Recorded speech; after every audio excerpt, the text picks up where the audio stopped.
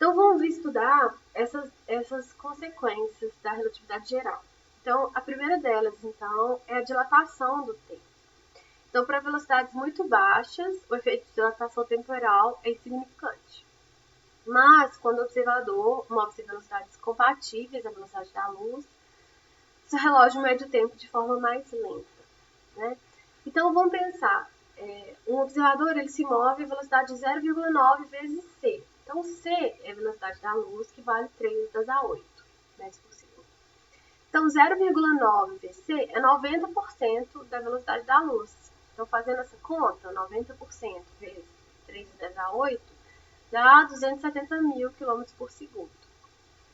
Então, se o observador viaja nessa velocidade, o tempo de 1 hora da Terra seria mais ou menos 26 minutos para ele. Então, é o que eu falei. Então, 90% da velocidade da luz, o tempo passa tipo metadinha, né, para ele, ok? Bom, como que a gente vai estudar isso? Tem uma fórmula, olha que legal. Consigo calcular essa diferença de tempo, tá bom? Então, assim, quando eu estou com velocidades assim, normais, o tempo para os dois observadores é igual. Mas, quando eu tenho velocidades próximas da luz, eu tenho que acrescentar isso daqui, ó, que é a transformação de Lorentz. E isso daqui que me dá a relativização entre o tempo dos dois, tá bom? Então, vamos lá. Então, eu tenho um experimento que é o seguinte. Então, eu tenho um trem, que está aqui, andando com uma velocidade v. E dentro dele, eu tenho um observador que eu chamo de R', tá? E aí, o que acontece? Tem uma lanterna no chão, essa lanterna joga uma luz no espelho, bate e volta, tá bom? E a distância, né, que esse efeito de luz percorreu é a distância d, tá? E do lado de fora do trem, no solo, eu tenho um observador R, tá bom? Então, o observador R é quem está no solo e o R' é quem está dentro do trem. Então, olha só, são dois referenciais diferentes. O R', que é o carinha que está dentro do trem, ele está em repouso em relação onde ocorreram os eventos. O evento é essa lanterna no espelho, tá bom? Então, olha só, para quem está dentro do trem, e ele, em relação à lanterna, em relação ao espelho, está todo mundo na mesma velocidade, ou seja, eles estão em repouso entre si, tá bom? Então, R' é quem está no referencial que está em repouso em relação ao experimento. Para esse referencial, o tempo é chamado de ΔT'. Então, para esse cara aqui, o R', né, o referencial linha, o relógio dele mede um tempo ΔT', que é esse aqui da foto, tá bom? E esse V é essa velocidade aqui, ó, a velocidade do trem, tá vendo? E aqui é a medida que quem está no trem está conseguindo medir, tá bom? Agora, R é o referencial em movimento em relação ao local. Então, olha só, vamos pensar que a gente está dentro do ônibus. E aí, você olha na janela, você vê as árvores. Então, assim, você pode pensar que você está parado e que as árvores estão andando na janela. Isso está errado? Não, no seu referencial isso é correto. Agora, no referencial da árvore, ela está parada e você com o ônibus estão andando. Então, são referenciais diferentes, ou seja, existe uma relatividade nisso daí, ok? É isso. Então, R é o referencial de quem está em movimento, quem está do lado de fora desse trem, tá bom? E para esse referencial, o relógio dele marca um tempo ΔT, ok? Então, quando a gente fala lá do paradoxo dos gêmeos, ΔT' é quem está no foguete, é o relógio de quem está no foguete. V é a velocidade de quem está no foguete. C é uma constante velocidade da luz. Agora, ΔT é o relógio do gêmeo que ficou na Terra, que ele está parado em relação ao outro que está no foguete, tá bom? Então, toda vez que eu for usar essa fórmula, eu considero isso. ΔT' é o cara que está no foguete ou que está dentro do trem com a velocidade próxima da luz, que é esse V aqui. E ΔT é quem está no referencial que não está sendo acelerado, tá bom? É isso daqui, então, com essa fórmula eu consigo calcular, então, a dilatação do tempo. E aí, para esse referencial R, o que ele vê é isso daqui, né? Ele vê o trem se movendo com uma velocidade V, então o que ele vê é fazendo uma triangulação, né, com essa distância, V vezes delta T. Então, por isso que existe uma diferença entre cada observador, né? Ok? Bom, uma outra coisa que acontece é a contração do espaço. Então, uma coisa que pode acontecer é o tempo passar diferente, outra coisa que pode acontecer é o espaço diminuir. Então, aqui eu tenho uma folha. E aí você quer ir desse ponto da folha até esse. Então, esse aqui é um espaço que você tem que passar. Mas, na contração do espaço, é como se o espaço fizesse isso. E para você ir desse ponto para esse, você tem uma distância menor. Tá vendo? Então, ou seja, o espaço que você tinha que percorrer contraiu, diminuiu, tá? Então, você chega mais rápido. Então, assim, em relação à contração do espaço, uma coisa importante é que a contração só acontece na direção do movimento. Se a sua aceleração é para cá, o espaço contrai nesse sentido, no sentido de perpendicular, não alteração, tá bom? Então, é só exatamente na direção do seu movimento. Então, aqui a gente também tem diferentes referenciais. Então, R é o referencial em repouso em relação a quem está no trem, tá vendo? Continua sendo R. E R' é quem está dentro do trem. Aqui, para a gente estudar e entender essa contração do espaço, a gente imagina um túnel e o trem com a velocidade próxima da luz passando pelo túnel, ou seja, essa distância aí a ser percorrida. Então, para quem está do lado de fora, o comprimento do túnel é L. Então, esse L aqui é para quem está de fora, ou seja, ele vê o túnel com o comprimento L. R' é quem está passando o trem dentro do túnel. E ele enxerga o comprimento do túnel L'. Então, L' aqui é para quem está dentro do trem com uma velocidade próxima da luz, tá bom? Então, L' é quem está com uma velocidade próxima da luz, L é para quem está vendo de fora e V é a velocidade que esse L' está tendo, tá bom? Nesse exercício, a gente sempre coloca, tipo assim, ó, 90% da velocidade da luz, a gente coloca 0,9 vezes C, sempre em relação ao C, sabe? Em cima e embaixo, porque aí fica mais fácil às vezes de cortar. Por isso que a gente faz isso, tá bom? Então, a contração do espaço e a dilatação do tempo são duas consequências aí da relatividade geral. A gente conseguiu comprovar isso com o muon. Então, é basicamente assim. O muon ele tem um tempo de vida curto. Ou seja, da atmosfera até a Terra tem uma distância. Se o muon está à velocidade da luz, que é a maior velocidade que pode ter, ele não consegue chegar aqui na Terra, porque ele morre antes, porque o tempo de meia-vida dele é muito pequeno. Mas a gente consegue encontrar muon aqui. Ou seja, como que o muon consegue chegar aqui, sendo que ele meio que irá desaparecer, né? Então, para ele, aconteceu uma coisa ou outra. Ou o espaço contraiu, né, como ele está com a velocidade da luz, ficou uma distância menor para ele, né, então ele chega aqui ainda vivo. Ou o tempo para ele passou diferente, ou seja, o tempo para ele passou mais devagar. E aí o tempo de vida dele se expandiu, né? E aí ele consegue chegar aqui. Então, o fato é que, sim, a gente acha muons aqui, ou seja, comprova que a relatividade geral está correta. Então, assim, foi um grande feito quando a gente conseguiu fazer a medição desses números, ok? Então, outra consequência da relatividade geral importante é a massa relativística. Então, aqui a gente utiliza uma fórmula bem semelhante, né? Aqui a transformação de Lorentz, e a massa de repouso é simbolizada pelo mz, que é essa daqui, ou seja, ela se encontra em repouso em relação ao Sol, né?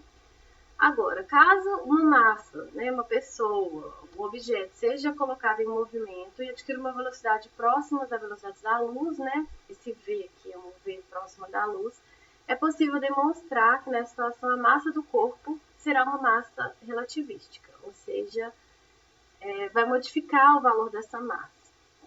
né? E aí o aumento da massa não implica no aumento da quantidade de partículas que compõem uma pedra, um objeto, mas sim o aumento da sua inércia, tá bom? Significa que no caso o corpo esteja em movimento retilíneo acelerado, sob a ação de uma força resultante constante, a aceleração não vai ser constante, ela vai diminuir à medida que a velocidade aumenta. Por quê? Porque a massa está sendo modificada, tá bom? E aí a gente chega na equação mais famosa da física, que é esse GIF representa muito a minha emoção, é igual a mc ao quadrado. Ela mostra a relação entre energia e massa. Parte dessa massa vai ser transformada em energia. Mas acontece uma consequência disso, é que não é só a massa diretamente, né, virando energia. É uma massa vezes o valor da velocidade da luz, que é 3 vezes a 8 ao quadrado. Ou seja, uma pequena quantidade de massa gera muita, muita energia. E aí esse é o princípio idealizador da bomba atômica, né, ou da energia nuclear em geral. Porque você usa uma pequena massa, né, de elemento radioativo e gera uma energia muito gigante. Então, quem explica isso, a forma de calcular isso, é através dessa fórmula, né, que Einstein propôs. Então, é a energia intrínseca, m0 é a massa de repouso, vezes c ao quadrado. Okay? Então, basicamente, essa equação explica, né, reações que liberam energia e o fazem devido à sua perda de massa. Isso acontece no Sol, por exemplo, né? Porque a energia do Sol vem da fusão nuclear, ou seja, quando eu junto, né, dois elementos. Então, eu tenho dois hidrogênios que se fundem e formam o hélio. Só que a massa de dois hidrogênios não é igual à massa do hélio, perdeu um tiquinho de massa. Então, esse tiquinho de massa que perdeu é essa massa aqui, e ela se perdeu para poder, na verdade, ela transformou, né? Foi transformada em energia. Né, e gera muita energia. Então, a fusão nuclear, a gente sabe, é uma reação que produz muita energia por causa dessa equação, ok? Gente, eu vou colocar um link do Canaltech que mostra 10 experimentos, 10 vezes em que as teorias do Einstein foram comprovadas. Então, os muons é uma delas, né? E existem outras. Então, é bom você dar uma estudada nisso, dar uma lidinha, porque pode ser que isso venha cair no Enem, né? Agora, um vídeo que eu super recomendo é esse filme, ele é um pouquinho mais antigo, chama Energia Pura. Ele mostra um pouco dessa transformação entre massa e energia. Claro que é um filme, né, gente? É uma história não real, mas é uma coisa que dá pra você ter uma ideia sobre isso. E eu falei antes, o Interestelar é um filme que demonstra bem essas contrações do espaço, né, a dilatação do tempo, e outras coisas também mais aprofundadas aí da relatividade geral, consequência da relatividade geral. Dá para dar uma viajada, assim, mas às vezes você pode ver o filme e depois ler sobre isso, sabe? Que pode te ajudar a entender as partes do filme. Assim. Então é bem legal, ainda é ficção, mas bem legal assim, a forma que o filme mostra. Agora, uma última coisa que eu queria falar muito com vocês é o buraco negro. Então, assim, o que acontece? Ultimamente, os últimos prêmios Nobel da ciência, assim, da física principalmente, tem a ver com o buraco negro. Então, agora em 2020, a ganhadora, né, a equipe que ganhou, foram de 3 pesquisadores. O prêmio Nobel de Física foi com uma pesquisa relacionada com o buraco negro, e ano passado também. Então, é um assunto que está muito em alta. Então, eu acredito que pode ser que a gente tenha alguma questão no Enem sobre isso. No buraco negro acontece... Então, o que é o buraco negro? Então, o buraco negro é uma região do espaço que possui uma quantidade muito, muito grande de massa concentrada. Então, assim, é uma grande massa concentrada numa região muito pequena. E como ele tem muita massa, ela tem uma gravidade muito, muito intensa. Então, o buraco negro absorve tudo que chega muito próximo dele. Assim, e nada escapa dele, inclusive a luz.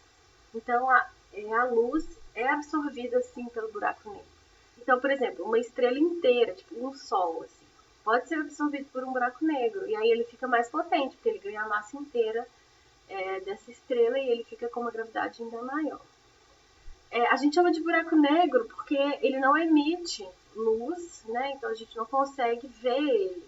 A gente só consegue ver algumas coisas orbitando em volta dele e alguma coisa sendo, tipo assim, caindo no buraco negro. Assim, é o que a gente consegue ver. É o que mostra esse GIF, por exemplo. Aqui eu tenho um buraco negro e uma estrela sendo pega por ele, entendeu? Então, isso é o que a gente consegue ver, assim, pelos telescópios.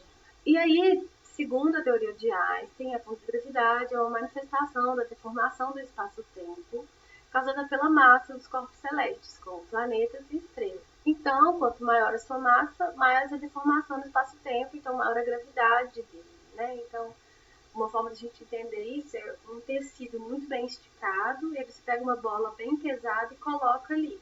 Esse tecido representa o espaço-tempo, e essa deformação representa uma causa da gravidade. Então, se eu pego uma bolinha de gude e coloco para girar em volta dessa bola, ela vai sendo atraída e cai muito próximo, né? Ou seja, essa bolinha de gude vai ser atraída pela gravidade porque o espaço-tempo se deformou. Enquanto mais massa essa primeira bola tem, mais a deformação, essa bolinha de gude cai ali mais rápido, tipo isso, né? Então, a pesquisadora, né, que ganhou o Prêmio Nobel de 2020, o que ela fez? Ela estudou por muitos anos o comportamento de estrelas e ela verificou que existia um padrão, assim, tipo assim, elas giravam em torno de algum ponto que a gente não conseguia enxergar. E analisando todo esse percurso, que é super lento, né, muito, mais de 10 anos que ela fez essa pesquisa, ela identificou que no meio tinha um buraco negro, né, e por isso que ela ganhou o Prêmio Nobel. E aí, gente, um documentário, na verdade, que explica muito bem sobre essas questões do buraco negro, da gravidade, da relatividade, é esse que chama Einstein and Hawking, Unlocking the Universe, destravando, né, o universo. Eu não achei ele ainda em português, mas você pode tentar assisti-lo, é um documentário, né, e colocar uma legendinha, assim, né, é possível. Mas ele é muito legal, e aí tem depoimentos de vários pesquisadores, inclusive de pesquisadores que foram laureados, assim, com o Prêmio Nobel, e eles mostram como as bases que o Einstein propôs para a relatividade, utilizadas por Hawking. Então, o Hawking é aquele físico, né, que tinha uma doença que chama ELA, né, que tornou ele totalmente tetraplégico, né, ele só mexia os olhos. E na sua pesquisa ele estudou muito sobre buraco negro, assim, a pesquisa dele foi muito relevante. Eu li algumas notícias falando que ele não ganhou o Prêmio Nobel em 2020 porque ele faleceu, porque senão o Prêmio Nobel seria dele. Assim, então a pesquisa dele é bem relevante. E paralelamente a isso, ele lança muitos livros, né, lançou muitos livros, mostra essa teoria, a relatividade, um pouco de física moderna de uma forma bem didática. Assim. Então, ele é um divulgador científico muito bom. Então, por isso, essas duas coisas que eu acredito que contribuem para a fama dele. Mas esse documentário fala da junção disso, né, da teoria de Einstein, do Hawking, para explicar o buraco negro e outras coisas. Assim. Então é bem legal. Assim. Se você puder ver, recomendo. Galera, então é isso. Adorei ter você aqui comigo. Então essa aula a gente fecha o ciclo de Física 1 do Faceduca. Nossa última aula juntos, por vídeo. Foi um prazer ter você aqui comigo. Muito obrigada. Desejo o melhor para você, bons estudos, que você alcance os seus sonhos, que você consiga entrar na universidade que você deseja, cursar o curso que você deseja. Espero muito que essas aulas tenham te ajudado, te inspirado. E não desista nunca de estudar. Continue sempre estudando, persistindo, porque é assim que a gente consegue os nossos sonhos. Tá bom? Beijão.